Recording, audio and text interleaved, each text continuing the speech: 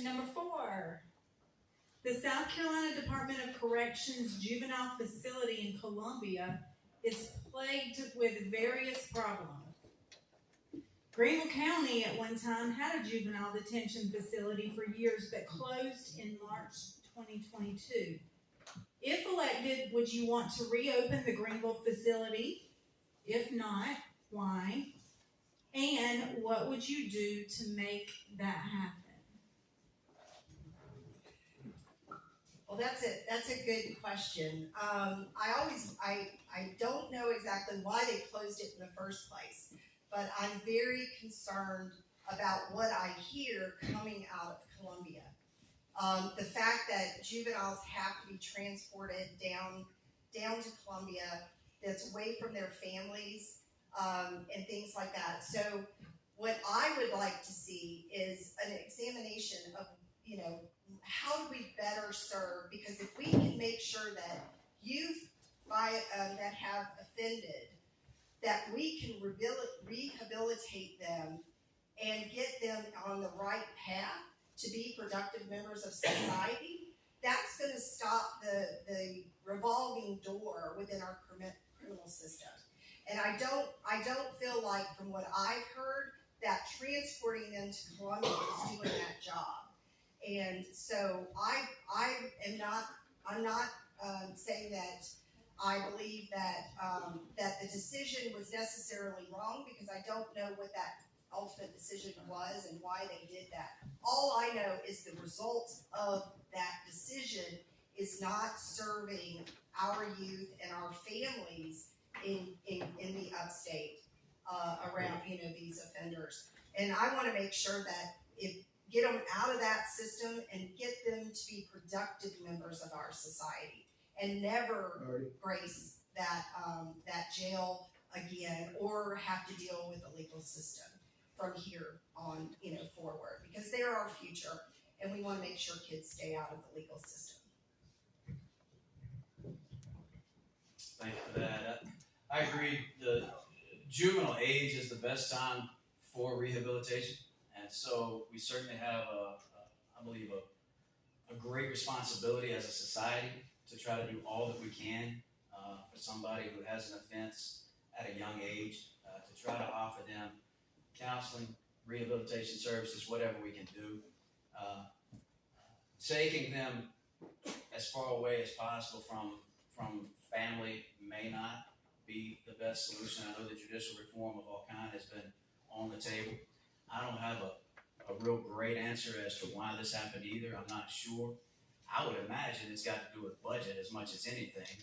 And let's just be honest, accountability, responsibility in the budget would probably help us find enough funds to be able to house some juvenile facilities all over the state, rather than just having to have one main one in Columbia. So I believe we're back to a situation where the budget has so many things in it that are not core government functions, whereas safety and protection of the people is a core government function, right? And so I believe that it would be great for us to find the money to be able to use for a core government function such as this, rather than using it on all of everybody's core projects and pet projects and so forth, and not being able to help rehabilitate and take care of folks and make society a safer place in the future.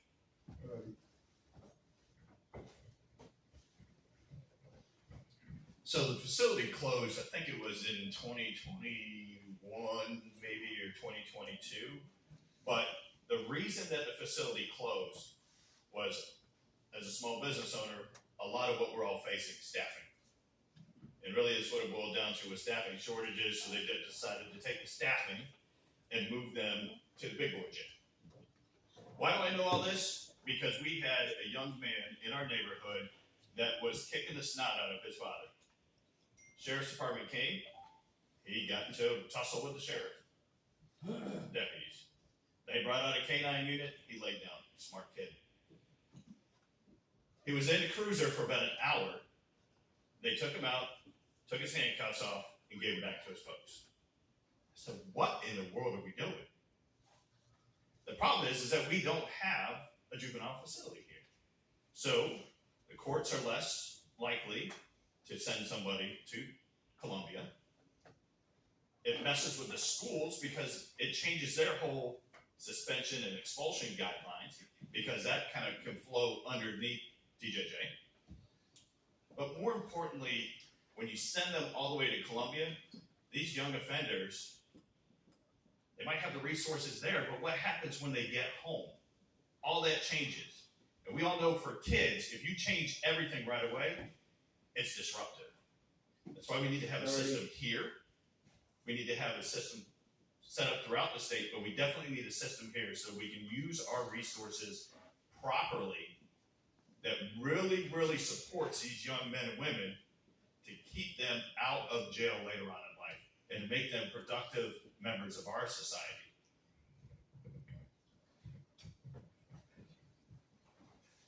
Yeah, I believe the main location is in Columbia. That's like Troy said, the big boy jail.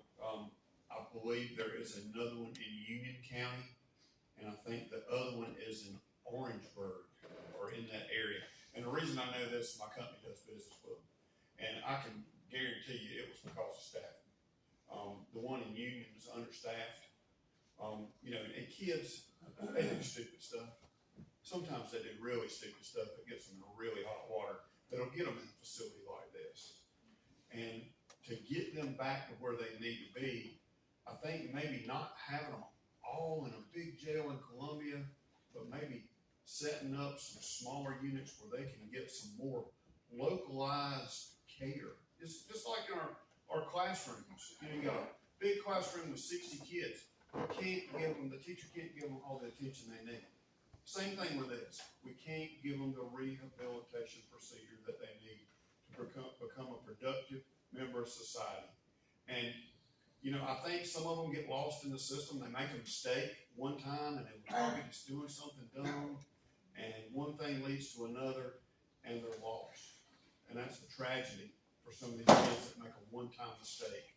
So I think if we were to revamp that entire system and put some satellite DJJs around the state, that way their families could visit them, they got that family reinforcement, they're not getting mixed in with a lot of other bad kids that can put their ideas in their heads. You know, get these kids straight, but give them some more localized rehabilitation. I think that's the key. So I'm not quite sure on the data that Alan and Troy gave us. I'm not familiar with the reasons why the facility closed. But it just, in my opinion, based on what I've just heard today, is probably consolidation, probably headcount issues. And most of these ideas up here sound like a tax increase to me. Because where's the money going to come from? I know Mr. Huff here said, oh, we'll find money somewhere. That seems to be an excuse for everything, that we'll find money somewhere. You know, Ms. Franklin knows that every year, this past 4 or 5 years, our surplus has been going down at least $1 billion. I think it's at 1.6 billion right now. That's it of the surplus. Most of it, I believe, goes to a rainy day fund. But to begin putting satellite offices in every county, even Greenville, I think the question was put one in Greenville. Why would Spartanburg? They said, well, Greenville's got one, we want one, or Cherokee County, or Oconee. Everyone is going to eventually want their own system, and for property to go up, taxes to go up, it just sounds like tax increase to me. We're consolidated to send our juvies down to Columbia for a reason. And when they come back here, the resources is church. Why can't the church get more involved with these juvies? We want to pay for more resources up here, but we have the church community up here that can completely support this. If they won't go to church, they're not going to go to a resource. All right, thank you. I didn't say anything about finding money, and I didn't say anything about increasing taxes. What I said is we need to take care of the budget, fix the budget, correct the budget, take care of the waste and the abuse that's in the budget, and then we would be able to pay for the core government functions that we need to be paying for in the first place. I do want to make sure that that's correct, and also Daniel didn't have a problem with increasing the taxes in order to take care of Habitat for Humanity not too long ago. And so I'm not sure why we want to pick on this one, but at any rate, I didn't say anything about increasing taxes, and I didn't say anything about finding money. I said let's be responsible with the money that we got.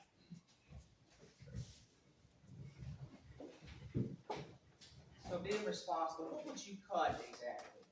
I mean, of a population of over 4 to 6 million people in the state, what exactly would you cut?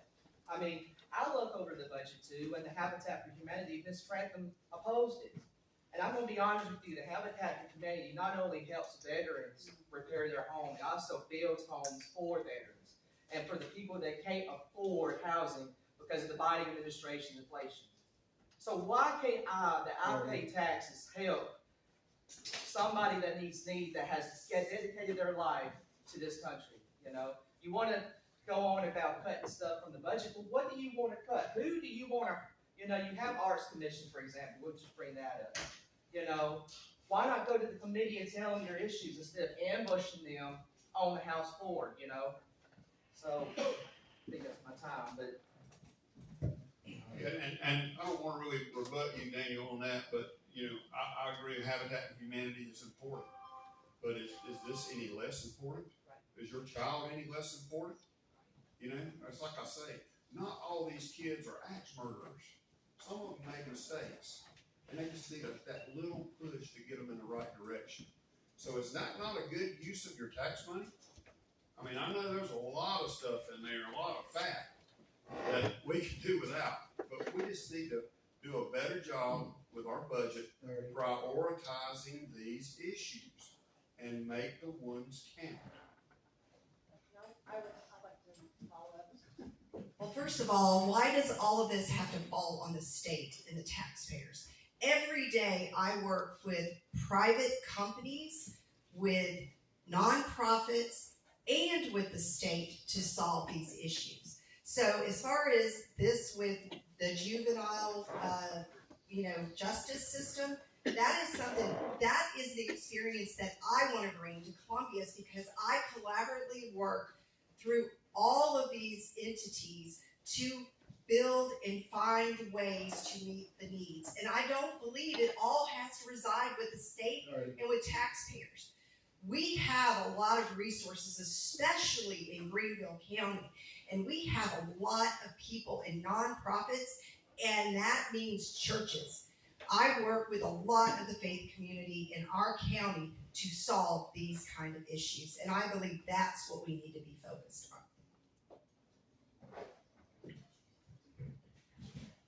So let's just be clear, when the juvenile center was here, there were nonprofits working with them. The Phoenix Center was one of the biggest ones that worked with the Department of Juvenile Justice.